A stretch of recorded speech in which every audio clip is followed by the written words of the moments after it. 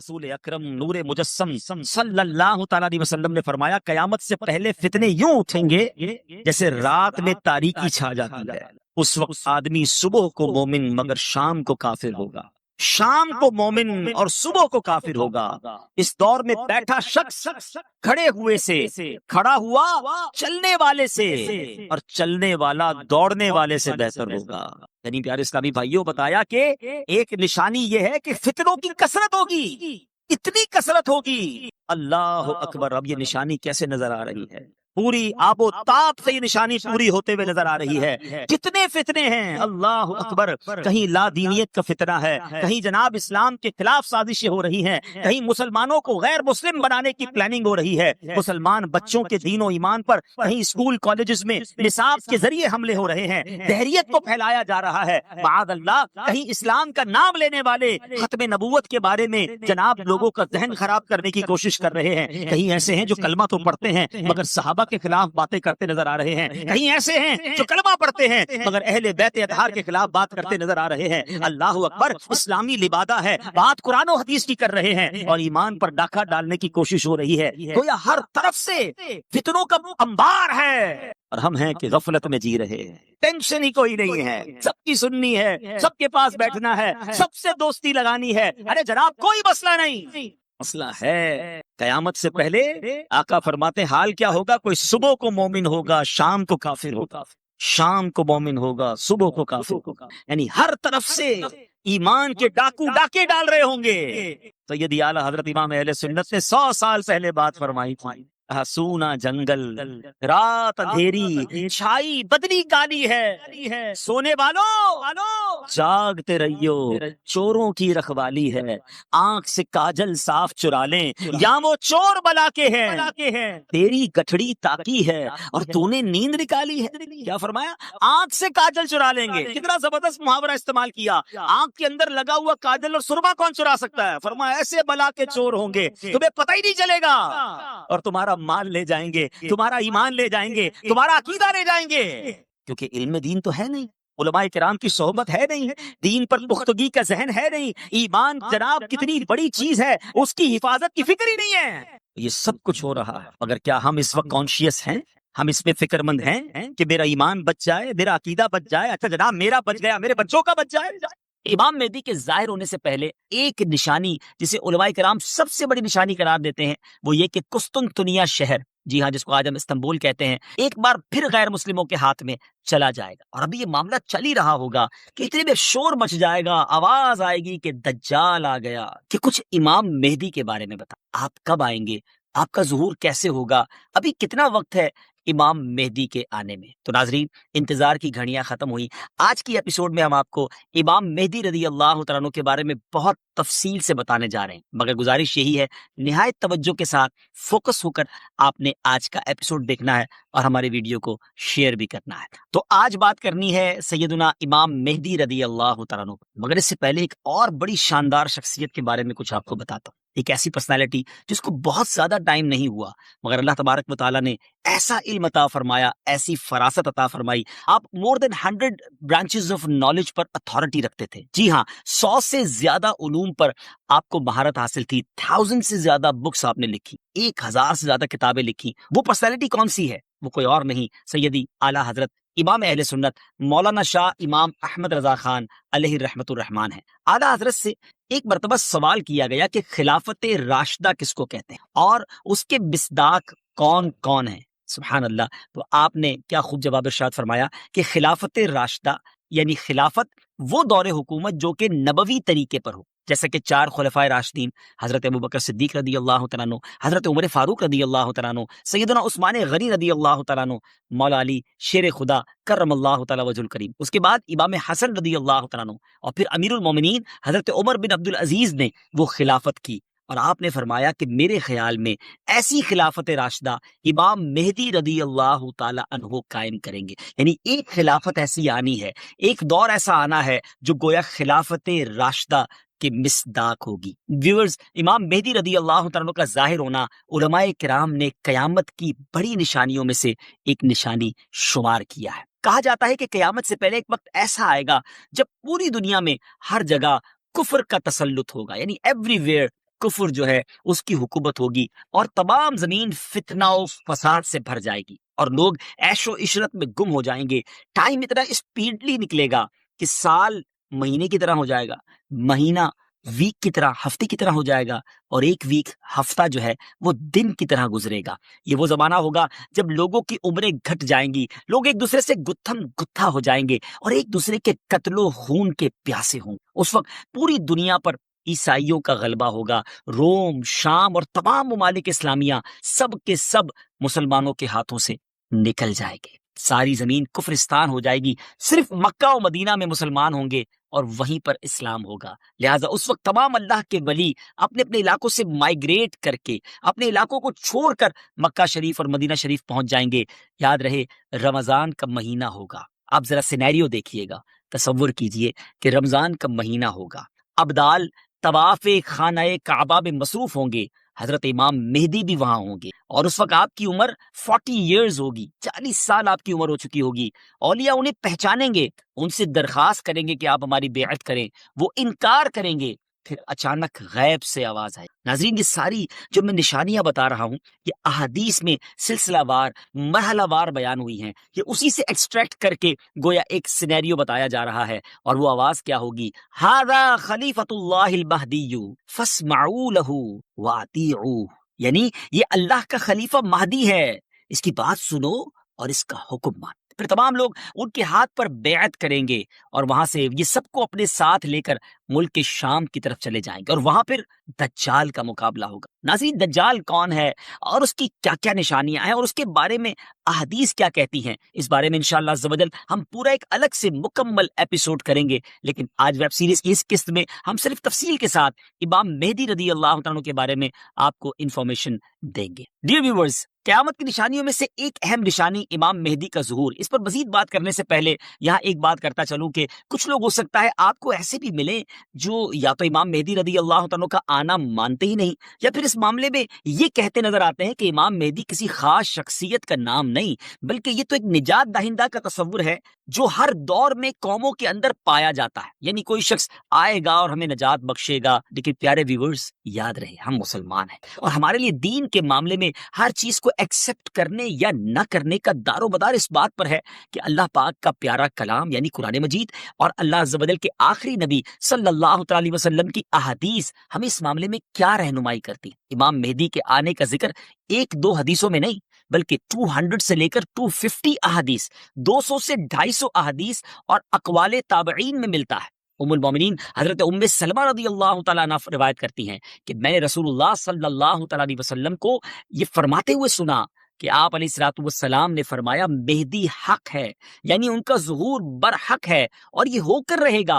اور مزید آپ علیہ الصلوۃ والسلام نے فرمایا امام مہدی سیدہ فاطمہ الزہرا رضی اللہ تعالی عنہا کی اولاد سے ہوں۔ سبحان اللہ، اس حدیث سے اتنی بات تو بالکل واضح ہو گئی، کلیئر ہو گئی کہ امام مہدی کا ظہور یقینی طور پر ہوگا، اور وہ ایک شخصیت ہیں جو حضرت فاطمہ رضی اللہ تعالی عنہا کی اولاد سے ہوں گے۔ بہت ہی اہم بات یہ ہے کہ مہدی آپ کا نام نہیں ہے بلکہ آپ کا لقب ہے۔ ایک اور حدیث سناتا ہوں، حضرت عبداللہ ابن مسعود رضی اللہ تعالیٰ عنہ سے روایت ہے کہ رسول اللہ صلی اللہ تعالیٰ علیہ وسلم نے فرمایا کہ دنیا اس وقت تک ختم نہ ہوگی یہاں تک کہ میرے اہل بیت میں سے ایک شخص عرب کا بادشاہ ہو جائے جس کا نام میرے نام کے مطابق یعنی محمد ہوگا۔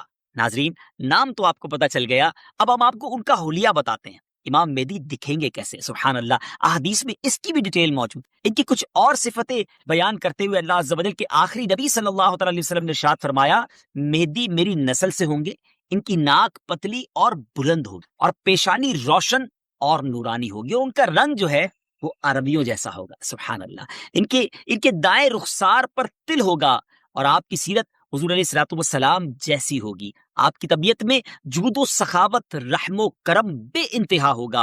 امام مہدی رضی اللہ تعالیٰ عنہ کو اولیاء کرام تو پہچان لیں گے، لیکن کچھ ایسی نشانیاں بھی مختلف روایتوں میں بیان کی گئیں جس کے ذریعے امام مہدی رضی اللہ تعالیٰ عنہ کو پہچانا جا سکے گا۔ نمبر 1، امام مہدی رضی اللہ تعالیٰ عنہ کے سر پر بادل ہوں گے جس میں سے ندا دینے والا کہے گا کہ مہدی اللہ پاک کے خلیفہ ہیں، ان کی اتباع کرو، انہیں فالو کرو۔ نمبر 2، امام مہدی رضی اللہ عنہ کے دور میں خشک لکڑی، ڈرائی وڈ، بالکل ڈرائی لینڈ کے اندر خشک زمین میں گاڑی جائے گی تو اس میں وہ سبز ٹہنی پتوں سمیت نکلنے لگے گی. سبحان اللہ. نمبر 3، امام مہدی رضی اللہ تعالیٰ عنہ سے کوئی کسی نشانی کا سوال کرے گا تو یہ ہوا میں اڑنے والے پرندے کی طرف اشارہ کریں گے اور وہ پرندہ آ کر ان کے ہاتھ پر بیٹھے. نمبر 4، بنی اسرائیل کی طرح آپ کے لیے دریا پھٹ جائے گا اور ان کی تشریف آوری سے وہ زمین عدل سے بھر جائے گی جس طرح وہ پہلے ظلم سے بھری ہوئی. ہر طرف عدل و انصاف ہوگا.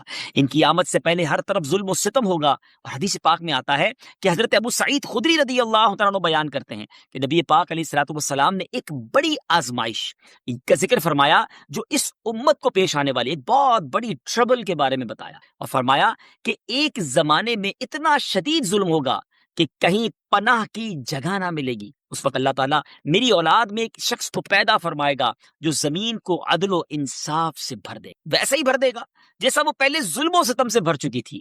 زمین اور آسمان کے رہنے والے سب ان سے راضی ہوں گے. آسمان اپنی تمام بارش موسلا دھار برسائے گا اور زمین اپنی سب پیداوار نکال کر رکھ دے گی. سبحان اللہ. یہاں تک کہ زندہ لوگوں کو تمنا ہوگی کہ ان سے پہلے جو لوگ تنگی اور ظلم کی حالت میں اس دنیا سے چلے گئے کاش وہ بھی ان حالات کو دیکھ لیتے. ایوری بڈی بیکم ہیپی. ہر طرف خوشحالی کا دور ہوگا. زمین اپنے خزانے نکال رہی ہوگی. عدل و انصاف ہوگا. ناظرین، یہ کیسے حالات ہوں جب ہر طرف امن و امان ہوگا، ظلم و ستم کا خاتمہ ہو چکا ہوگا. اس کی بڑی خوبصورت منظر کشی ایک حدیث میں مزید بیان کی ہے. چنانچہ حضرت ابو سعید خدری رضی اللہ تعالیٰ سے روایت ہے کہ رسول اللہ صلی اللہ تعالیٰ علیہ وسلم نے فرمایا، میں تمہیں مہدی کے آنے کی خوشخبری دیتا ہوں جو میری امت میں اختلاف و اضطراب کے زمانے میں بڑا ڈیفیکلٹ ٹائم ہوگا. اس میں میرے آقا علیہ الصلوۃ والسلام فرماتے ہیں بھیجے جائیں گے تو وہ زمین کو عدل و انصاف سے بھر دیں گے جس طرح ان سے پہلے ظلم و ستم سے بھری ہوگی. زمین اور آسمان والے سب کے سب ان سے خوش ہوں گے. وہ لوگوں کو مال یکساں طور پر دیں گے. اللہ تعالیٰ ان کے دور خلافت میں میری امت کے دلوں میں استغنا و بے نیازی، اللہ اکبر، یعنی ہر کوئی سیٹسفائی ہوگا، اس کو کسی چیز کی ضرورت ہی گویا نہیں ہوگی، اور انصاف عام ہوگا. وہ اپنے منادی کو حکم دیں گے کہ اعلان کر دے کہ جسے مال کی حاجت ہو وہ مہدی کے پاس آ جائے. اس اعلان پر پورے مسلمانوں میں سے صرف ایک شخص آئے گا، یعنی اتنے لوگ ویل آف ہوں گے ان کو ضرورت ہی نہیں ہوگی مال کی. مہدی رضی اللہ تعالیٰ ان سے فرمائیں گے کہ جاؤ، جو ٹریجرر ہے، خازن ہے، اس کے پاس جا کر ان سے کہو کہ امام مہدی نے مجھے مال دینے کے لیے تمہارے پاس بھیجا ہے. یہ شخص ان کے پاس پہنچے گا تو جو ٹریجرر جس کو خزانچی ہوگا وہ کہے گا جتنی ضرورت لے جاؤ، جتنی حسب خواہش تمہیں حاجتیں لے جاؤ. تو وہ اپنی حسب خواہش اپنے دامن کو مال سے بھر لے گا اور خزانے سے باہر لائے گا. تو پھر اسے اپنے عمل پر بھی ندامت ہوگی کہ اپنے دل میں کہے گا کہ امت محمدیہ صلی اللہ تعالیٰ علیہ وسلم میں سب سے بڑھ کر لالچی اور حریص میں ہی ہوں. میرے لیے وہ چیز کافی نہیں جو دوسروں کے واسطے کافی اور وافی تھی. سبحان اللہ. اس شرمندگی میں وہ مال واپس کرنا چاہے گا مگر اس سے یہ مال قبول نہیں کیا جائے گا اور یہ کہہ دیا جائے گا کہ ہم دینے کے بعد واپس نہیں دیتے. ناظرین، اس پوری روایت سے سیکھنے کو کیا ملا؟ جب ہر طرف عدل و انصاف ہو، دین کی اصل پکچر اگر زمین پر نافذ کر دی جائے، اصل طریقہ کار اگر نافذ کر دیا جائے تو پھر غربت بچتی نہیں ہے. اصل غربت، اصل پرابلمز، اصل معاملات جو ہے وہ دین سے دوری ہی کی بنا پر ہیں. امام مہدی رضی اللہ تعالیٰ عنہ گویا اس دنیا میں آ کر یہ ثابت کریں گے کہ اگر پراپر اسلام نافذ کر دیا جائے تو سب چیزیں ٹھیک ہو سکتی. بہرحال وہ خوش نصیب لوگ جو امام مہدی رضی اللہ تعالیٰ عنہ کا ساتھ دیں گے ان کی بھی ایک الگ شان و فضیلت ہوگی. حضرت علی کرم اللہ تعالیٰ وجہ الکریم سے امام مہدی کے بارے میں کوسچن کیا گیا تو حضرت علی رضی اللہ تعالیٰ عنہ نے ارشاد فرمایا کہ مہدی کا ظہور آخر زمانے میں ہوگا. اللہ تعالیٰ ایک جماعت کو ان کے پاس اکٹھا کر دے گا جس طرح بادل کے الگ الگ ٹکڑوں کو جمع کر دیتا ہے اور ان میں محبت پیدا کر دے گا. یہ نہ تو کسی سے خوف زدہ ہوں گے اور نہ کسی کے انعام کو دیکھ کر خوش ہوں گے. خلیفہ مہدی کے پاس اکٹھا ہونے والوں کی تعداد اصحاب بدر یعنی غزوہ بدر میں شریک ہونے والے صحابہ کرام کی تعداد کے مطابق 313 ہوگی. سبحان اللہ. یعنی اس جماعت کو ایک خاص فضیلت حاصل ہوگی جو ان سے پہلے والوں کو حاصل ہوئی نہ بعد والوں کو حاصل ہوگی. نیز اس جماعت کی تعداد اصحاب طالوت کی تعداد کے برابر ہوگی جنہوں نے طالوت کے ہمراہ نہر اردن کو عبور کیا تھا. یہاں ایک اہم معلومات آپ کے ساتھ شیئر کرنا چاہتا ہوں کہ آج کل سوشل میڈیا پر امام مہدی رضی اللہ عنہ کے حوالے سے مختلف پریڈکشن کی جاتی ہے کہ امام مہدی آ چکے ہیں یا بس بالکل آنے ہی والے ہیں. اور یہ ویسے ہے بڑا مشکل کوسچن، اس سے ٹپیکل کوسچن کہ کب آئیں گے. امام مہدی کا ایگزیکٹلی ظہور کب ہوگا، اس سوال کا 100% درست جواب دینا تو مشکل ہے، مگر کچھ نشانیاں ایسی ہیں جو امام مہدی رضی اللہ عنہ کے آنے سے پہلے ظاہر ہو جائیں گی، اور کچھ باتیں تو ہم ابتدا میں آپ کو بیان کر چکے ہیں، اور مزید جو واضح نشانیاں ہیں وہ بھی ہم آپ کو شارٹلی بتا دیں کہ امام مہدی کے ظاہر ہونے سے پہلے ظاہر ہونے والی جو نشانیاں ہیں ان میں سب سے پہلے نشانی یہ ہے کہ دریا، اگر آپ ہسٹری اٹھائیں تو موسٹ امپورٹنٹ جو واقعات ہوئے ہیں ان میں سے بڑے بڑے واقعات 10 محرم الحرام کو ہوئے، مگر سن 61 ہجری میں ایک ایسا واقعہ ہوا، میں یہ کہوں تو غلط نہ ہوگا، جس نے ساری دنیا کو ہلا کر رکھ دیا۔ ایک ایسا واقعہ کہ اس سے پہلے ظلم و ستم اور جس کو آپ کہیں کہ بربریت کی ایسی مثال دنیا میں کہیں نہیں ملتی۔ آسمان نے یہ منظر کیسے دیکھا ہوگا، زمین نے یہ منظر کیسے دیکھا ہوگا جب 10 محرم الحرام سن 61 ہجری میں کربلا کے میدان میں نواسہ رسول امام حسین رضی اللہ تعالیٰ عنہ اور آپ کے قافلے والوں پر جو ظلم کیا گیا، ایک طرف تو محبتوں سے خط لکھ کر بلایا گیا، اور پھر وہ بے وفائی کی گئی کہ پورے خاندان کو پیاسا جس طرح رلایا گیا، ستایا گیا اور پھر شہید کر دیا گیا۔ یہ داستان کہیں نہیں ملی تھی۔ 1380 سال 1379 ایئرز ہونے والے ہیں، بہت ٹائم ہوتا ہے یہ، 14 صدیاں، اٹس ٹو لانگ۔ مگر کمال دیکھیں کہ 14 صدیاں گزرنے کے بعد بھی جب بھی یہ بات سنتے ہیں تو دل رنج سے بیٹھ جاتا ہے، دل پر ایک کیفیت طاری ہو جاتی ہے کہ یہ کیسے ہوا تھا۔ اچھا، نارملی ایسے واقعات، تکلیف دہ واقعات دنیا میں آج بھی ہو رہے ہوتے ہیں، اللہ تعالیٰ محفوظ رکھے ہمیں ہر طرح کی ناگہانی آفتوں مصیبتوں سے۔ کبھی کسی کے ساتھ ظلم ہو رہا ہوتا ہے، کبھی کسی کو معاذ اللہ قتل کر دیا جاتا ہے، جو غلط ہے، لیکن یہ واقعہ اتنی اہمیت کیوں اختیار کر گیا اور اس کو کیوں تاریخ کا اتنا بڑا المناک واقعہ کہا گیا کہ یہ لوگ کون تھے؟ جب تک یہ پتہ نہیں ہوگا نا کہ بات کس کی ہو رہی ہے، ان کا سٹیٹس کیا تھا، ان کا مرتبہ کیا تھا، اسلام میں ان کی اہمیت کیا تھی۔ امام حسین رضی اللہ تعالیٰ عنہ اور امام حسن، یہ نبی پاک کے دو نواسے ہیں، بی بی فاطمہ اور مولا علی کرم اللہ تعالیٰ وجہ الکریم کی آنکھوں کے تارے، اور نبی پاک علیہ الصلوۃ والسلام کو ان سے کتنی محبت تھی کہ بخاری شریف کی حدیث ہے کہ نبی پاک فرماتے حسن حسین دنیا میں میرے 2 پھول ہیں۔ اچھا، پھول تو فرمایا، مگر ڈیلیبریٹلی نبی پاک کا یہ انداز تھا کہ انہیں پھولوں کی طرح سونگتے بھی تھے، ان کی خوشبو فیل کرتے تھے۔ اللہ اکبر۔ ایک جگہ نبی پاک فرماتے ہیں، حدیث کا مضمون ہے کہ یہ دونوں بچے جنتی جوانوں کے سردار، جنت میں جانا ہی بڑی سعادت ہے، مگر جنت کے جوانوں کی سرداری انہیں عطا کی گئی۔ آئے ہائے، امام حسن سبحان اللہ ایک بار نبی پاک کے کاندھوں پر سواری کر رہے تھے۔ آپ نے دونوں شہزادوں کے بارے میں ایک لفظ سنا ہوگا، راکب دوش مصطفیٰ، یہ ان کا ایک بہت خوبصورت، اور یہ یونیک لقب ہے، دنیا میں اور کس کو ملے گا؟ کیوں؟ راکب کہتے سوار کو، دوش کہتے کاندھوں کو، نبی پاک کے کاندھوں پر سواری کرنے والے، اللہ اکبر، نبی پاک کے کاندھوں پر سواری کرنے والے۔ ایک بار امام حسن کو نبی پاک کاندھوں پر اٹھا کے کہیں جا رہے تھے، ایک صحابی رسول نے بڑی محبت سے کہا، برخوردار، اے شہزادے تمہاری سواری کتنی اچھی ہے، کیونکہ نبی پاک کے کاندھوں پر تھے، لیکن look at the level of love, نبی پاک کی محبت کا انداز دیکھیں۔ آقا فرماتے یہ بھی تو کہو سوار کتنا اچھا ہے، یہ میرا بیٹا، یہ سوار بھی کتنا اچھا ہے۔ Look at the connection with رسول اللہ صلی اللہ تعالی علیہ وسلم۔ امام حسین کے بارے میں نبی پاک کا یہ کہہ دینا، اللہ اکبر، آقا فرماتے حسین مجھ سے ہے اور میں حسین سے۔ محبت کا یہ عالم تھا کہ جبریل امین ایک بار نبی پاک کی بارگاہ میں آئے، پیارے آقا کی گود میں ایک پیارے آقا کے زانوں پر حضرت امام حسین تھے، بچپن کا عالم تھا، اور دوسرے زانوں پر حضرت ابراہیم، یہ نبی پاک علیہ الصلوۃ والسلام کے اپنے صاحبزادے، 2 بیٹے سمجھ لیں، ایک بیٹا ایک نواسا۔ جبریل امین آئے اور عرض کی حضور اللہ تعالیٰ یہ دونوں کو آپ کے پاس جمع نہیں فرمائے گا، یعنی کسی ایک کو قبول کر لیجئے، کسی ایک کو پسند کر لیجئے، حدیث کا مضمون ہے، یعنی چوائس دی گئی نبی پاک کو کہ ایک نے دنیا سے جانا ہے، اب آپ کس کے لیے فیصلہ فرماتے ہیں؟ اللہ کے حبیب علیہ الصلوۃ والسلام نے کچھ اس طرح فرمایا کہ اگر ابراہیم دنیا سے جاتے ہیں تو مجھے افسوس ہوگا، لیکن اگر حسین جاتے ہیں تو مجھے بھی افسوس ہوگا، علی کو بھی رنج پہنچے گا، بی بی فاطمہ بھی غمگین ہو جائیں گی۔ نبی پاک نے حضرت ابراہیم رضی اللہ تعالیٰ عنہ اپنے بیٹے کا جانا قبول کر لیا، اور کچھ دنوں کے بعد حضرت ابراہیم دنیا سے چلے گئے ہیں، اور نبی پاک امام حسین کو دیکھ کر فرمایا کرتے تھے یہ وہ میرا بیٹا ہے جس پر میں نے اپنا بیٹا قربان کیا۔ آپ ذرا سوچو، آج ہمارے یہاں کوئی بچہ پیدا ہو، ہم کیا کرتے ہیں؟ کسی بزرگ سے بات کرتے ہیں کہ حضور اذان دے دے کان میں، ہم کسی بزرگ سے رابطہ کرتے ہیں کہ اس کو گٹی دے دے. امام حسین رضی اللہ تعالیٰ عنہ کی قسمت پر ہماری جانیں قربان. فرسٹ آف آل سب سے پہلی آواز جو امام حسین کے کانوں نے سنی وہ کسی اور کی نہیں، وہ نبی پاک کی آواز سنی. اچھا، اللہ کے حبیب نے اپنی آواز سنائی اور سنایا کیا؟ سب سے پہلے اللہ کا نام سنایا.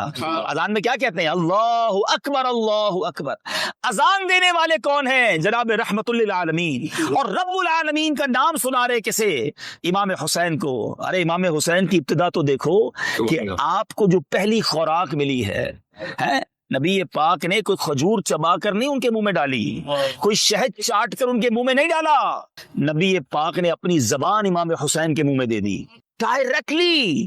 یعنی پہلی غذا جو امام حسین امام علی مقام رضی اللہ تعالیٰ عنہ کے شکم میں آپ کے پیٹ میں جاتی ہے وہ نبی پاک کا لعاب دہن ہے. Look at the value, look at the status. بات کس کی ہو رہی ہے؟ نبی پاک جنہیں کاندھوں پہ سواری کریں، جنہیں گود میں بٹھائیں، پیارے آقا سجدے میں جائیں تو یہ کاندھے پر سوار ہو جائیں. نبی پاک سجدہ طویل کر دیں. اس قدر پیار، اس قدر محبت. اللہ اکبر. اور رب عز و جل نے مقام کیسا دیا کہ ان دونوں شہزادوں کی ایک اور خوبصورت بات سنیے کہ امام حسن جو ہے نا وہ نبی پاک سے چہرے میں مشابہ تھے. پیارے آقا کے چہرے کے عکس سمجھ لیجئے امام حسن ہیں، اور سر سے لے کر سینے تک. اور امام حسین کو یہ شرف ملا کہ سینے سے لے کر پیر تک وہ نبی پاک علیہ الصلوۃ والسلام کے ہم شکل ہے. پیارے آقا کے سراپے کی کاپی سمجھ لیں. اللہ اکبر. صحابہ کرام کو جب پیارے آقا کے پردہ فرمانے کے بعد جب نبی پاک کی یاد ستاتی تھی نا تو دونوں شہزادوں کو ساتھ کھڑا کرتے پیارے آقا کا پورا سراپا سامنے آ جاتا. نبی پاک کی گویا شبیہ سامنے آ جاتی تھی. اللہ اکبر. یہ بات سیدی اعلیٰ حضرت نے کمال انداز میں، اتنی شاندار انداز میں بیان کی ہے کہ آج بھی سنے تو ایمان تازہ ہو جاتا ہے. سیدی اعلیٰ حضرت فرماتے ہیں ایک سینے تک مشابہ، ایک وہاں سے پاؤں تک ہے. ایک امام حسن سینے تک سملر ہیں، مشابہ ہیں. ایک سینے تک مشابہ، ایک وہاں سے پاؤں تک. حسن سبتین ان کے جاموں میں ہے نیما نور کا. سبتین کہتے ہیں امام حسن حسین کی جمع کو حسنین بھی کہتے ہیں، سبتین بھی کہتے ہیں کہ ان دونوں کا حسن ایسا ہے کہ یہ ایسا نیما نور کا ہے کہ آدھا جو ہے امام حسن کے پاس وہ شرف ہے اور سینے سے لے کر پیر تک امام حسین کے پاس. مگر اگلی جو بات کہی نا اعلیٰ حضرت نے، آپ فرماتے ہیں صاف شکل پاک ہے دونوں کے ملنے سے آیا. یعنی جب یہ دونوں ملتے ہیں نا تو پورا سراپا سامنے آ جاتا ہے. اور جو اگزامپل دی ہے اعلیٰ حضرت کا علم دیکھیں. آپ فرماتے ہیں صاف شکل پاک ہے دونوں کے ملنے سے آیا، خط تو اب میں لکھا ہے یہ دو ورقہ نور کا. اب ذرا سمجھیے گا اس بات کو. کمال، آپ کو پیار ہو جائے گا اعلیٰ حضرت سے. سیدی اعلیٰ حضرت کا کمال ہی ان کو جتنا سمجھے نا ان کی عظمت، ان کی محبت اور بڑھ جاتی ہے. خط توأم کسے کہتے ہیں؟ یہ ایک اصطلاح ہے، یہ ٹرمینالوجی ہے. آج کل آپ آسان لینگویج میں ینگسٹرز بھی بیٹھے ہیں، کوڈ ڈی کوڈ جس کو کہتے ہیں نا، خفیہ ورڈز ہوتے ہیں، پاس ورڈز ہوتے ہیں. فوجی لوگ جو ہوتے ہیں یا اسٹریٹجی پلان ہوتی ہے وہ نارمل لینگویج میں نہیں ہوتی، وہ کوڈز میں ہوتی ہے تاکہ کسی کے ہاتھ میں لگ بھی جائے تو پتہ نہ چلے یہ کیا ہے. تو پہلے تو یہ سب نہیں تھا، اور فیکس، ٹیلی فون، واٹس ایپ یہ بھی نہیں تھا. تو پہلے کیا ہوتا تھا کہ اگر فوج جو ہے یا کمانڈوز جو ہیں یا کمانڈر کسی محاذ پر ہیں اور اب ان کو کوئی اسٹریٹجی بھیجنی ہے تو ایک بندہ خط لے کر جاتا تھا. اب سوال یہ تھا کہ راستے میں کوئی انٹرسپٹ کر لے، وہ خط ہی چھین لے تو پتہ چل جائے گا کیا پلان بھیجا جا رہا ہے. تو اس کو دو پارٹ میں بھیجا جاتا تھا. ایک آدھا خط بھیجتے تھے، وہ آدھا خط ملتا تھا نا تو بات سمجھ نہیں آتی تھی جب تک دوسرا خط نہیں آتا تھا. پہلے پہنچنے کی اطلاع آ جاتی پھر دوسرا روانہ کیا جاتا. جب ان دونوں کو ملایا جاتا تو یہ بات پوری سمجھ آتی تھی کہ اصل ماجرا کیا ہے. اس کو کہتے تھے خط توأم. اللہ اکبر. اعلیٰ حضرت کہتے ہیں کہ صاف شکل پاک ہے. جب ان دونوں کو ملاؤ نا تو ملتا کیا ہے؟ صاف شکل پاک ہے دونوں کے ملنے سے آیا، خط توأم میں لکھا ہے یہ دو ورقہ نور کا. یہ ایسے ورق ہے نور کے کہ جب ان کو ملا دو تو نبی پاک کا سراپا سامنے آ جاتا ہے. اللہ اکبر. یہ جاری وہ حسنین کریمین وہ ہستیاں ہیں. اب جب یہ اسٹیٹس، یہ مقام، یہ مرتبہ آپ کے سامنے ہے نا پھر سمجھنا، پھر اس واقعے کی جو اہمیت ہے وہ سمجھ آئے گی کہ بات کس کے ساتھ ہو رہی ہے، یہ ظلم ہوا کس کے ساتھ ہے. لیکن نازوں سے پلے ہوئے، آنکھوں کے تارے ہیں، نبی پاک کے جگر کے ٹکڑے، مگر اس کے باوجود ایک بار پیارے آقا علیہ الصلوۃ والسلام آنسو بہا رہے تھے، گریا فرما رہے تھے. ہماری امی حضور نے پوچھا کہ حضور کیا ہوا؟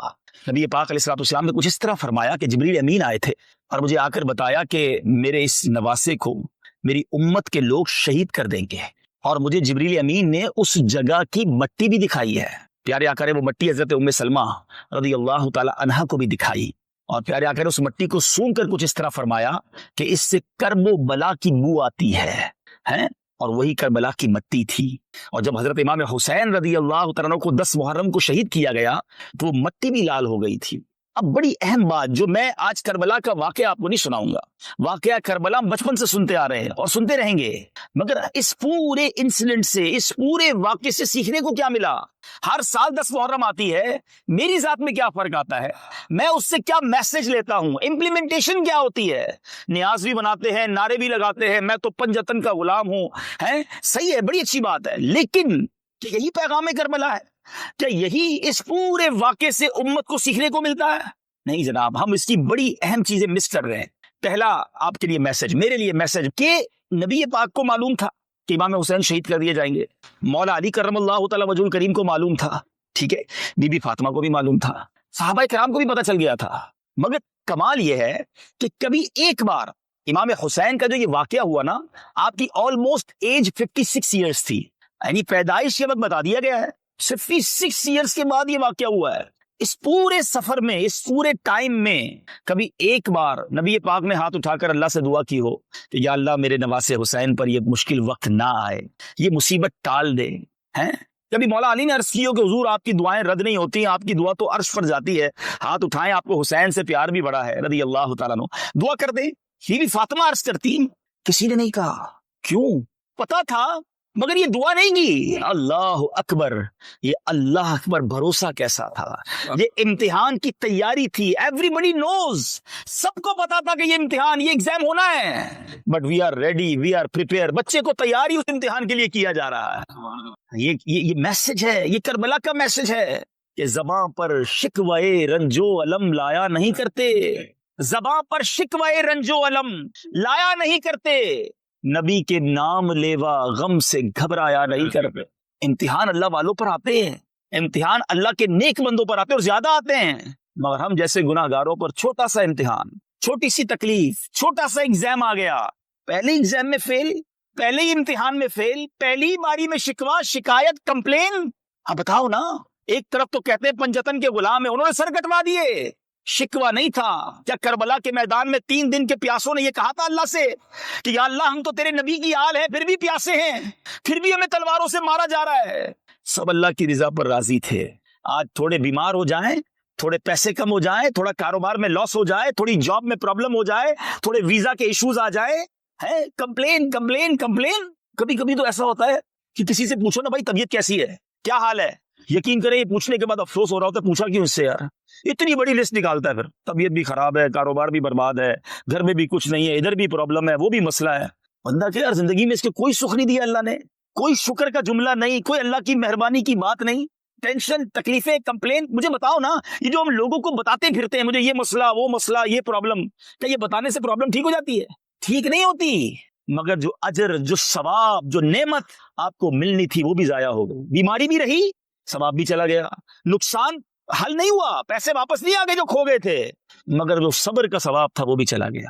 نہیں میرے میٹھے اسلامی بھائیو, اور یہ تو قرآن کا وعدہ ہے, یہ اعلان تو پہلے سے ہوا ہے کہ ہم تمہیں آزمائیں گے, ہم سب کو آزمایا جائے گا. یاد رکھیے, کبھی کبھی یہ شیطان وار کرتا ہے کہ یار پہلے میں نماز نہیں پڑھتا تھا, اتنے پرابلمز نہیں تھے, جب نماز پڑھنے لگا ہوں, دین کی طرف آنے لگا ہوں, مذہبی میں نے ذرا تھوڑا سا گیٹ اپ بھی اپنا لیا ہے, میں تھوڑا سا حلال کی طرف آ رہا ہوں, تو ڈیفیکلٹی بڑھتی کیوں جا رہی ہیں؟ تو یہ پھر وسوسہ ڈالتا ہے شیطان, یار یہ کیا ہو رہا ہے. سبحان اللہ, نبی پاک کی کیا شان ہے. میرے آقا چند جملوں میں مسئلے حل کر دیتے ہیں. نبی پاک علیہ الصلوۃ والسلام نے ایک بار ارشاد فرمایا جس کا مضمون ہے کہ سب سے زیادہ جس کو تکالیف آتی ہیں, جس کو پرابلمز آتی ہیں, وہ انبیاء کرام ہیں. اب بتاؤ نا, نبیوں کے تو قدموں کی دھول کے برابر بھی نہیں نا. جب نبیوں کو سب سے زیادہ تکلیفیں آتی ہیں, پھر آقا نے فرمایا اس کے بعد اس پر زیادہ مشکل آتی ہے جو دین سے جتنا قریب ہوتا ہے, جو جتنا دین کے اللہ کے قریب ہوگا اس پر اتنی ڈیفیکلٹی آئے گی. آقا فرماتے ہیں جس کا مضمون ہے, دراصل اللہ کی منشا, اس کی مشیت یہ ہے کہ میرے بندے سے زندگی میں جو خطائیں ہو گئیں, جو غلطیاں ہو گئیں, میں کچھ آزمائشیں بھیجوں تکلیفیں بھیجوں وہ صبر کرے، اس کے وہ گناہ دنیا ہی میں معاف ہو جائیں۔ اب میرا بندہ میرے پاس آئے تو گناہوں سے پاک آئے، میں اسے جنت میں داخل کر دوں۔ اب بتاؤ یار، یہ بیماری، یہ پریشانی، یہ ڈیفیکلٹی تو میرے گناہ معاف کروانے آئی تھی، یہ تو اللہ نے مہربانی کی تھی۔ ہمارے اسلاف، ہمارے بزرگان دین ویلکم کرتے تھے پریشانی کو، انتظار کرتے تھے کہ خیر تو ہے، اتنے دن گزر گئے، کوئی ٹینشن ہی نہیں آئی ہے۔ اور ہم ہیں کہ چھوٹی سی تکلیف پر واویلا، کمپلین، ناشکری، کفریہ کلمات تک لوگ بول جاتے ہیں۔ امیر اہل سنت کا وہ شعر بڑا کمال کا ہے، آپ فرماتے ہیں پیارے مبلغ معمولی سی مشکل پہ تو گھبراتا ہے، پیارے مبلغ معمولی سی مشکل پہ تو گھبراتا ہے، دیکھ حسین نے دین کی خاطر سارا گھر قربان کیا۔ آپ کبھی درس دینے جاتے ہیں، کوئی ڈانٹ دے، کہتے ہیں میں درس نہیں دوں، میں قافلے میں نہیں جاؤں گا بھائی، وہاں تو صحیح طریقے سے ویلکم بھی نہیں ہوا، میں دین کا کام نہیں کرتا بھائی، آج کل بہت مشکل ہے، چھوٹی سی بات پر دین کا کام چھوڑ دیا۔ شیطان تو چاہتا یہی تھا، امام حسین بھی کہتے خط لکھ کر بلایا تھا، ویلکم کرنے کا وعدہ کیا تھا، ادھر تو تلواریں، میں بھی واپس جاتا ہوں، سر کٹوا دیا، کمپرومائز نہیں کیا۔ اور ہم ہیں کہ چھوٹی چھوٹی بات پر بہت زیادہ ہم واویلا کرتے ہیں۔ اور ایک اور آخری بات، پھر ٹاپک تھوڑا سا آگے لے کر چلتے ہیں۔ بعض اوقات ایک اور بھی شیطان وسوسہ ڈالتا ہے کہ یار میں اتنی دعائیں کرتا ہوں، اللہ سے اتنی التجائیں کرتا ہوں، لوگ کہتے ہیں کعبے پر جا کر دعا کرو، ادھر بھی دعا کی، فلاں بزرگ کے مزار پہ جا کے بھی دعا کی، فلاں بزرگ سے بھی دعا کروائی، خود بھی تہجد میں اٹھ کے دعا کی، میرا تو مسئلہ ہی حل نہیں ہوتا، میری پرابلم ہی سالو نہیں ہو رہی، اتنے ٹائم ہو گیا، کاغذات کا مسئلہ حل ہی نہیں ہو رہا، اولاد مانگ رہا ہوں تو مجھے اولاد ہی نہیں مل رہی۔ ابھی میں آ رہا تھا تو مجھے ایک بہت طویل میسج کسی نے لکھا تھا کہ معاذ اللہ، اس میں بڑے کمپلین والے جملے بھی تھے کہ اللہ تعالیٰ تو ماں سے زیادہ چاہنے والا ہے، پھر بھی مجھے اولاد نہیں دے سکتا۔ یعنی یہ کمپلین نہیں تو کیا، بعض اوقات تو اس پر کفریہ کلمات بھی نکل جاتے نا کہ کچھ تو بتائیے، کوئی تو مجھے بتائیے، میں ہر طرح کی قربانی کے لیے تیار ہوں، مجھے اولاد چاہیے۔ میں وہ میسج ابھی پڑھوں آپ کے سامنے میرے موبائل پہ، میں پڑھ کے حیران ہو گیا، اللہ کرے وہ سن رہے ہو مجھے، اور آپ میں سے بھی کچھ لوگ ہوں گے جو کچھ چیزوں کو بڑے ٹائم سے مانگ رہے ہیں، نہیں مل رہی ہے، اور جب نہیں ملتی نا تو انسان پھر معاذ اللہ، ہم کمزور لوگ ہیں، ہمیں علم تو ہے نہیں، ہم شکوہ شکایت اور بعض اوقات اللہ سے دور ہو جاتے ہیں، بھروسے میں کمی آ جاتی ہے۔ سنو اب میری بات، آج یہ کلیئر ہو جائے گا، ٹھیک ہے؟ پہلے تو میں آپ کو قرآن کی آیت سناتا ہوں، ہو سکے نا تو اس آیت کو یاد کر لیں۔ یقین کریں میں جب بھی اس آیت کو پڑھتا ہوں نا تب یہ ہری بھری ہو جاتی ہے۔ کیا شاندار دو جملوں میں قرآن کا اسلوب ہی اتنا پیارا ہے، آپ ذرا سنیے گا، مسئلہ حل ہو جائے گا آپ کا۔ بعض اوقات میں اور آپ سمجھتے ہیں نا کہ یار یہ مسئلہ حل ہونا چاہیے، یہ معاملہ میرے لیے بہتر یہ ہے، اللہ قرآن میں فرماتا ہے وَعَسَىٰ أَن تَكْرَهُوا شَيْئًا وَهُوَ خَيْرٌ لَكُمْ۔ قرآن میں اللہ فرماتا ہے اور قریب ہے کہ کوئی بات تمہیں ناپسند ہو، تم چاہتے ہو نہیں ہونی چاہیے، اور وہی تمہارے لیے بہتر ہوتی ہے، حالانکہ وہ تمہارے حق میں بہتر ہے۔ وَعَسَىٰ أَن تُحِبُّوا شَيْئًا وَهُوَ شَرٌّ لَكُمْ۔ تم کسی چیز کو اپنے بارے میں اچھا سمجھتے ہو مگر وہی تمہارے لیے اچھی نہیں ہوتی ہے۔ اور اس آیت کا جو اگلا جز ہے نا، آئے ہائے، یقین کرو اللہ تعالیٰ کیا فرماتا ہے، اللہ جانتا ہے اور تم نہیں جانتے، میری آپ کی اوقات کیا ہے۔ اللہ فرما رہا ہے کہ تم کسی چیز کو اچھا سمجھتے ہو، نہیں ہے تمہارے لیے اچھی، بعض اوقات کسی چیز کو تم اپنے لیے برا سمجھتے ہو، تمہارے لیے اچھی ہے۔ اور سنو، اللہ جانتا ہے اور تم نہیں جانتے، یہ بھروسہ لاؤ نا اپنے اندر کہ میں کون، میری اوقات کیا، میں بندہ، وہ خالق، وہ جانتا ہے میرے لیے کیا بہتر ہے۔ اب آؤ آپ کو دنیاوی ایگزامپل سے بات سمجھاؤں تو یہ پورا فلسفہ سمجھ آ جائے گا، پوری بات سمجھ آ جائے گی۔ مانگ رہے ہو نا کئی دنوں سے، روتے روتے مانگتے ہو، نہیں مل رہا۔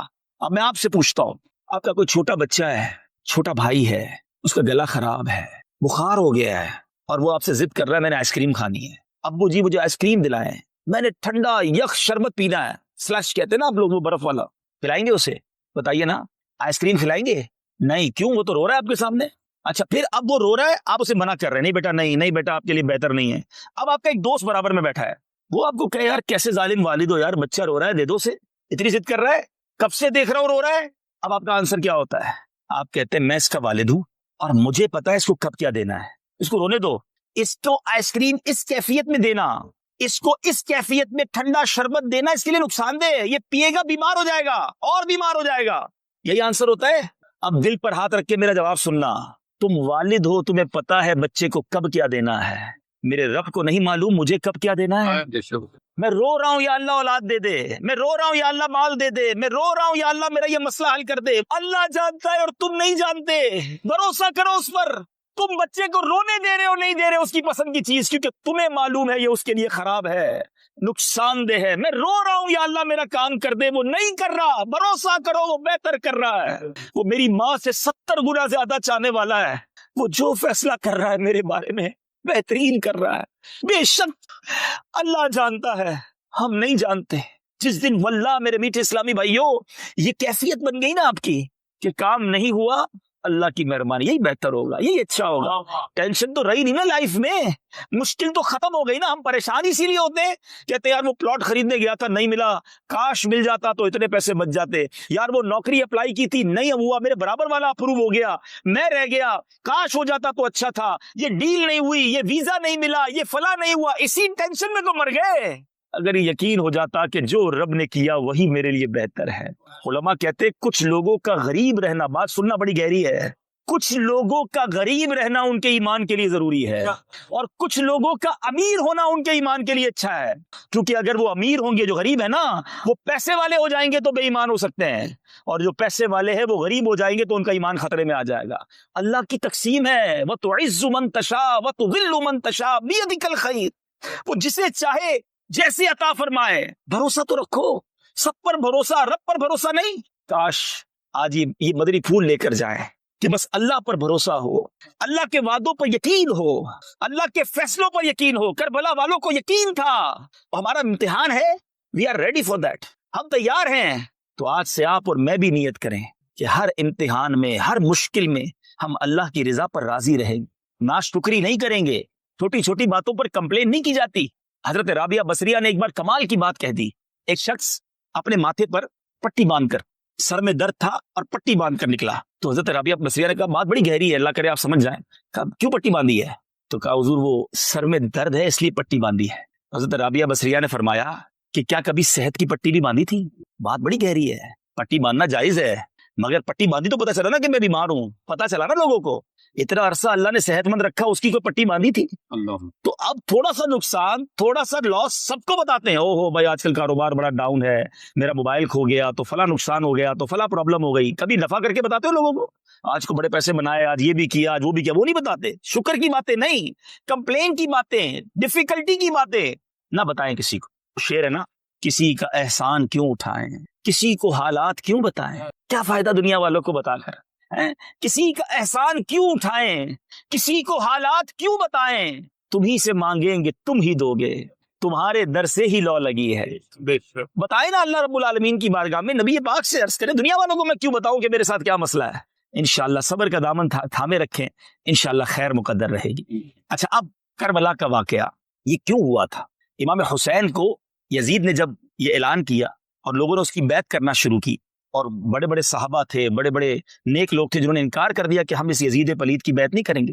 اب کوفہ سے کنٹینیو خط لکھے گئے امام حسین کو کہ حضور آپ کوفہ آئیے اور ہم آپ کی بیعت کرنا چاہتے ہیں، ہم یزید کی بیعت نہیں کرنا چاہتے۔ امام حسین کو بھی معلوم تھا، صحابہ کو بھی معلوم تھا کہ کوفہ کے پاس ہی وہ علاقہ ہے کربلا جہاں شہید کیے جائیں گے۔ کوفہ والوں کی بے وفائی بھی بڑی مشہور تھی۔ امام حسین، صحابہ کرام نے کہا حضور اب نہ جائیں، یہ لوگ با وفا نہیں ہیں۔ مگر سنیے امام حسین کا جواب، آپ فرماتے ہیں جس کا مضمون یہ کہ میں اللہ کی بارگاہ میں کیا جواب دوں گا اگر یہ کھڑے ہو گئے قیامت کے دن کہ یا اللہ ہم تو امام حسین کو بلاتے رہے، وہ آتے تو ہم ان کے ہاتھ پہ بیعت کر لیتے۔ حجت تمام کرنے کے لیے امام حسین نے پہلے مدینہ شریف چھوڑا، ساری زندگی مدینے میں رہے۔ یاد رہے امام حسین پیدا بھی مدینہ پاک میں ہوئے تھے، 55 سال کی عمر میں مدینہ چھوڑا، مکے آ گئے۔ مکے آنے کے بعد پھر 3 ذوالحجہ کو آپ نے یہ سفر کیا۔ لک ایٹ دا قربانی، سیکریفائس دیکھیں۔ 3 ذوالحجہ کا مطلب سمجھتے ہو؟ ساری دنیا حج کرنے مکے پہنچتی ہے، اور امام حسین ان دنوں میں نیکی کی دعوت دینے، اسلام کی سر بلندی کے لیے، نانا کے دین کو بچانے کے لیے مکہ بھی چھوڑ کر کوفہ کے لیے روانہ ہو گئے ہیں۔ آج چھوٹی سا سیکریفائس، گھر چھوڑنے کے لیے، آفس چھوڑنے کے لیے، تھوڑا ٹائم دینے کے لیے لوگ تیار نہیں ہوتے۔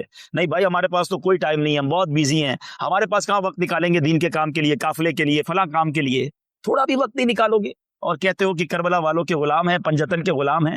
سب کچھ چھوڑا، اور اب جب کوفہ پہنچے امام حسین، اب اس سے پہلے ایک واقعہ کیا ہوا کہ جب امام حسین کو بہت منع کیا گیا نا کہ حضور آپ نہ جائیں، تو بیچ کا راستہ یہ نکالا گیا کہ ایسا کرتے ہیں وہاں کے حالات دیکھنے کے لیے ہم ایک اپنا ڈیلیگیشن بھیج دیتے ہیں، کسی نمائندے کو بھیج دیتے ہیں۔ تو حضرت مسلم بن عقیل رضی اللہ تعالیٰ کو بھیجا گیا کہ وہاں جائیں، حالات دیکھیں، پھر وہ ہمیں اطلاع کریں، پھر چلے جائیں گے۔ حضرت مسلم بن عقیل گئے تو کمال ہو گیا، ایوری بڈی ویلکمڈ ہم، ہر طرف سے ان کے نعرے تھے، ویلکم کیا گیا۔ امام حسین کے نائب کے طور پر ان کے ہاتھ پہ ہزاروں لوگوں نے بیعت کر لی۔ تو انہوں نے جب معاملات اتنے اچھے دیکھے، معاملات اتنے زبردست دیکھے، تو امام حسین کو خط لکھ دیا کہ حضور یہاں تو معاملہ بہت اچھا ہے اور آپ آئیے، لوگ آپ کی بیعت کرنا چاہتے ہیں، بہت محبت کرتے ہیں آپ سے۔ اور یہ اس کربلا کے واقعے کا ٹرننگ پوائنٹ تھا۔ اللہ کی کرنی تھی، ہونا تھا، مگر یہ جو ٹرننگ پوائنٹ تھا نا وہ یہ تھا، کیونکہ اس زمانے میں موبائل کمیونیکیشن تو تھا نہیں. ادھر خط روانہ ہوا، ادھر کوفہ والوں نے بے وفائی کرنا شروع کی. اور ایک وقت ایسا آیا کہ حضرت مسلم بن عقیل نے نماز کوفہ کی جامع مسجد میں پڑھائی، سینکڑوں لوگ پیچھے امامت میں تھے، مگر جب سلام پھیرا تو پیچھے ایک بھی مقتدی نہیں تھا. نماز میں ہی بے وفائی کر کے چلے گئے. بے شک ان کو دھمکیاں دی گئی تھی، ان کو بڑا ٹارچر کیا گیا تھا، مگر بڑا ظلم کیا، بڑی بے وفائی کی. حضرت مسلم بن عقیل کو بھی شہید کیا گیا، آپ کے بچوں کو بھی شہید کیا گیا. مگر حضرت مسلم بن عقیل کا آخری وقت تک یہ جملہ تھا کہ کوئی میرے امام کو بتا دے کہ میرے ساتھ کیا ہوا ہے، کیونکہ ان کو اپنی فکر نہیں تھی، ان کو یہ فکر تھی کہ میرا خط ملے گا تو وہ چل پڑیں گے کہ سب ٹھیک ہے. اور یہی ہوا. امام حسین وہاں سے چل پڑے، نکل گئے. لیکن بہرحال طویل واقعہ ہے کہ پھر 72 کربلا والوں کے سامنے 22,000 کا لشکر بھیجا گیا. دنیا میں ایسی جنگ کب ہوتی ہے؟ یہ تو لڑنے نہیں گئے تھے نا، بچوں کو لے کر، فیملی کو لے کر کوئی لڑنے جاتا ہے؟ یہ قافلہ تو اس لیے گیا تھا کہ بلایا گیا ہے، ویلکم کیا جائے گا، وہاں اسلام کی دعوت دیں گے، نیکی کی دعوت دیں گے، لوگ بیعت کریں گے. اور ادھر خوخار لشکر کو بھیج دیا گیا، 22,000 کا لشکر. تاریخ دان لکھتے ہیں کہ اتنا بڑا کیوں انتظام کیا گیا تھا. 72 لوگوں میں کچھ تو لیڈیز تھیں، بچے تھے، چند 100 سپاہی کافی تھے. انہیں پتا تھا کہ یہ شیر خدا کا خون ہے، یہ اللہ کی تلوار کی اولاد ہے، نبی پاک اور شہزادی کونین کا خون ہے ان کے اندر. ان سے آسان نہیں ہے لڑنا. اور ایسا ہوا بھی کہ جب یہ مارکا ہوا تو کئی لوگ خاک و خون میں نہلا دیے گئے اور ان کو برباد کیا گیا امام حسین کی تلوار سے. اور بڑے بڑے ہمارے جو اہل بیت اطہار کے جو سمجھیے کہ شاہ سوار تھے، لیکن آخرکار 3 دن کی پیاس، 3 دن کی بھوک، یہ شہید کر دیے گئے. لیکن میں نے کہا نا کہ میں تفصیلی واقعے کی طرف نہیں جانا چاہ رہا ہوں، میں آپ کو چند باتیں پوائنٹ آؤٹ کروانا چاہ رہا ہوں تاکہ آج کے بعد اب ہم یہاں سے کھڑے ہوں تو اپنی ذات میں کچھ تبدیلی لے کے کھڑے ہوں، کچھ امپلیمنٹیشن لیں. آپ کو پتہ ہے شب عاشور کیا ہوا تھا؟ 9 محرم کے بعد جو رات آئی تھی، صبح 10 محرم ہے، عاشورہ ہے، تیاری ہو رہی ہے کہ صبح لڑائی ہوگی اور معاذ اللہ صبح خون کی ندیاں بہائی جائیں گی. What happened on the night of Ashura? The night between 9th and 10th Muharram. There are 2 camps.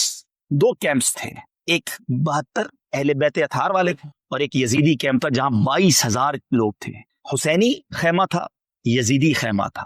کیا ہو رہا تھا اس رات؟ حسینی خیمے میں تلاوت ہو رہی تھی، دعائیں ہو رہی تھی، سجدے ہو رہے تھے، التجائیں ہو رہی تھی، دریا وزاری ہو رہی تھی. اور یزیدی خیمے میں ناچ ہو رہا تھا، گانے ہو رہے تھے، شراب ہو رہی تھی، عیاشیاں ہو رہی تھی. This is the message of شب عاشور for all of you. ہم سب کے لیے یہ پیغام ہے کہ ہماری راتیں کیسے گزر رہی ہیں، تلاوت میں، نماز میں، عبادت میں، یا معاذ اللہ شراب میں، بے حیائی میں، ناچ گانوں میں، فلم و ڈراموں میں. اے پنجتن کا غلام کہلانے والوں، میں آپ سے بات کر رہا ہوں. بات تو بڑی کرتے ہیں کہ میں امام حسین پر اپنی جانیں قربان، کربلا والوں پر سب کچھ قربان، لیکن بتاؤ نا لائف کیسی گزار رہے ہو، یزیدی طریقے پر یا حسینی طریقے پر؟ حسینی طریقہ تو نمازوں والا، سجدوں والا، تلاوت والا ہے. یزیدی طریقہ ناچ گانے اور بے حیائی اور بدکاری والا ہے. ادھر لالچ تھی نا کہ معاذ اللہ ان کو شہید کر دو تو تمہیں یہاں کی گورنری ملے گی، اتنے پیسے ملیں گے. لالچ، مال، ہوس، یہ سب ادھر تھا. یہ ہمارے دل میں کدھر سے آ گیا ہے؟ حسینی قافلے والے تو لٹانے آئے تھے، قربان کرنے آئے تھے. اور آج مسلمان لالچ میں اندھا ہوا ہے. حرام کماؤں یا حلال کماؤں مجھے نہیں پتا، پیسے چاہیے بھائی. جس بھی جگہ جاب بتاؤ، جاب کرنے کے لیے تیار ہوں، چاہے شراب بیچنی پڑے، چاہے سور کا گوشت بیچنا پڑے. بس بتاؤ یار، پیسے ملنے چاہیے، چاہے سود کا پیسہ ہو چلے گا، پیسے بتاؤ کتنے ملیں گے. افسوس ہوتا ہے کبھی کبھی رونگٹے کھڑے ہو جاتے ہیں کہ کسی ملک کا ویزا لینے کے لیے اپنے مذہب کے کھانے میں کچھ اور لکھ دیتے ہیں. منہ نہیں دکھانا اللہ کی بارگاہ میں، پیش نہیں ہونا کربلا والوں کے سامنے. ذرا سوچو، وہ تمام لوگ سوچیں جو اپنے دین کو کمپرومائز کرتے ہیں، جو اپنے عادات اور اپنی اطوار کو درست نہیں کر رہے، یزیدی طریقے پر زندگی گزار رہے ہیں. اگر محشر کے دن امام حسین سے ملاقات ہو گئی، کربلا والوں سے ملاقات ہوئی اور انہوں نے پوچھ لیا کہ ہم نے تو نانا کے دین کے لیے جانیں قربان کر دی، تم کیا کر کے لائے ہو؟ کیا جواب دو گے؟ کہ ہمیں تھوڑے پیسے چاہیے تھے، ہم تو دین ہی بیچ آئے ہیں، ہم تو جناب کیا کریں، یورپ میں رہتے تھے، ہم نے تو بھائی پیسے کمانے تھے، سروائیو کرنا تھا، اس لیے سارے غلط کام کیے. چھوٹی چھوٹی باتوں پر کمپرومائز کر لیتے ہیں. ادھر وہ بھی کمپرومائز کر لیتے نا. امام حسین نے باطل کے آگے سر نہ جھکایا اور نانا کے دین کے پرچم کو بلند کر دیا. اگر وہاں امام حسین کمپرومائز کرتے نا تو آج ساری دنیا کہتی جب نبی کے نواسے کمپرومائز کر سکتے تو ہم کیا کریں بھائی، ہم بھی فلاں جگہ رہتے ہیں، وہاں بڑے حالات خراب ہیں، بڑا معاملہ ٹھیک نہیں ہے. اچھا باتیں ہم سارے کرتے ہیں، امتحان جب آتا ہے نا، پیسے سامنے آ جائیں، کوئی ڈیل آ جائے، اوہو اتنے یورو، اتنے لاکھ روپے بچیں گے، یار آج کر لیتے آئندہ نہیں کریں گے. یہی تو کہاں گئی تمہاری اہل بیت کی محبت؟ کدھر گئی نبی پاک کی غلامی؟ کدھر گیا خوف خدا؟ مسلمان ہو کر شراب بیچو گے، مسلمان ہو کر معاذ اللہ حرام گوشت بیچو گے؟ مسلمان ہو کر جھوٹ بول کر کام کرو گے؟ مسلمان ہو کر بے حیائیوں کے کام کرو گے؟ کیا مسلمان شراب کے اڈے میں جائے گا؟ کیا مسلمان اپنے گھر میں معاذ اللہ بے حیائی والے کام کرے گا؟ یہ تو یزیدیوں کے کام تھے. سوچو نا. نہیں میرے میٹھے اسلامی بھائی، ہم نے تو جنت میں نبی پاک اور ان کے نواسے اہل بیت اطہار کے پیچھے پیچھے جانا ہے. یہ راضی ہوئے تو کام ہوگا. یہ جنتی جوانوں کے سردار ہیں. لیکن اللہ کرے کہ ایسی زندگی بھی تو ہم گزارے نا. تو آج سے یہ بھی اپنے آپ، یہ کربلا کا پیغام لو کہ بس اب انشاءاللہ جو زندگی گزرے گی وہ نبی پاک کے دین پر گزرے گی، اب سنتوں پر گزرے گی. حرام روزی کمانے والا، حرام بولنے والا، حرام سننے والا، حرام کھانے والا، حرام دیکھنے والا توبہ کرے کہ انشاءاللہ میں گدا ہوں اپنے کریم کا، میرا دین پا رہا ہے نہ نہیں. انشاءاللہ آج کے بعد حرام کی طرف نہیں جائیں گے انشاءاللہ. ایک اور بات، امام حسین جب شہید ہوئے کیا کر رہے تھے آپ کو معلوم ہے؟ آپ سجدے میں تھے. اس وقت بھی سجدے میں تھے، اور سجدے ہی کے عالم میں آپ کا سر کاٹا گیا. کہتی ہے زمین کرب و بلا، اس شان کا سجدہ کھیل نہیں. تلواروں کے سائے میں آپ نے سجدہ کیا، اور آج پنجتن کا غلام کہلانے والے کی نمازیں قضا ہو رہی ہیں، فرض نمازیں قضا ہو رہی ہیں. فجر میں نہیں اٹھ پاتا یار، 4 پڑھ لیتا ہوں. ایسے بھی ملتے لوگ. کیوں بھائی فجر میں کیوں نہیں اٹھتے؟ بس وہ آنکھ نہیں کھلتی. اچھا آفس کتنے میں جاتے ہیں؟ وہ 7:30 بجے. وہ اس پہ آنکھ کھل جاتی ہے. ہاں وہ تو پہنچنا ضروری ہے، لیٹ ہو گئے تو جاب سے نکال دی جائے گی. آفس نہیں چھوٹتا، فلائٹ نہیں چھوٹتی، میٹنگ نہیں چھوٹتی، ٹرین مس نہیں ہوتی. فجر مس ہو جاتی ہے. ظہر میں کیا کروں، وہ جاب میں ٹائم نہیں ملتا. عصر میں ذرا بیزی ہوتا ہوں تو اس لیے نکل جاتی ہے عصر. اللہ اکبر اللہ اکبر. نماز سے کہتے ہو مجھے کام ہے، کام سے کہو مجھے نماز ہے. وہ کام نہیں چاہیے مجھے جو میری نماز قضا کر دے. بھروسہ کرو اللہ پر. کیسے جواب دو گے امام حسین کو قیامت کے دن؟ کیوں وہ اگر فرمائے میں تو کربلا کے میدان میں سجدہ مس نہیں کیا اور تم بستروں پر بیٹھ کر سجدہ مس کرتے تھے. نیت کریں. یہ ہے پیغام کربلا کا کہ آج کے بعد ہماری کوئی نماز قضا نہیں ہوگی. امام حسین کے سر انور کو جب نیزے پر اٹھایا گیا نا، اس وقت وہ سر انور تلاوت کر رہا تھا. صحابہ کرام نے سنا کہ لبہائے مبارکہ ہل رہے تھے اور آپ کے سر انور سے ایک تلاوت کی آواز آ رہی تھی. امیر علیہ سنت لکھتے ہیں نا، عبادت ہو تو ایسی ہو، تلاوت ہو تو ایسی ہو. سر شبیر تو نیزے پہ بھی قرآن سناتا ہے، وہ نیزے پہ قرآن سنائیں. اور اہل بیت کا غلام ہے، امام حسین کا غلام کہلانے والا، کربلا والوں کا غلام کہلانے والا، اس کو پورا سال ہی قرآن پڑھنے کی توفیق نہ ملے، بلکہ قرآن پڑھنے ہی نہ آتا ہو. بتاؤ نا یہ کیسی غلامی ہے، یہ کیسی محبت ہے. یقیناً نیاز منانا سعادت ہے، یقیناً ان کا دن منانا اچھی بات ہے، ایصال ثواب کرنا، مگر صرف کربلا کے واقعے کو کھچڑا بنا کر نیاز بنا کر ہی تو فائنل نہ کر دینا. کچھ تو اپنی ذات میں امپلیمنٹ لائیں کہ بس یار اس بار میں نے کربلا کے بارے میں سنا، امام حسین نے کربلا میں بھی سجدہ کیا، شہادت بھی سجدے میں ہوئی، سر بھی تلاوت کرنے والا تھا. تو بس اب میری زندگی بھی سجدوں اور تلاوت میں گزرے گی، میں بھی روز قرآن پڑھوں گا انشاءاللہ. تو آپ کو باقاعدہ فیض ملا نا اہل بیت کا. اللہ کرے یہ کربلا کا پیغام میں بھی یاد رکھوں، آپ بھی یاد رکھیں اور اپنی زندگی میں اس کو شامل کریں.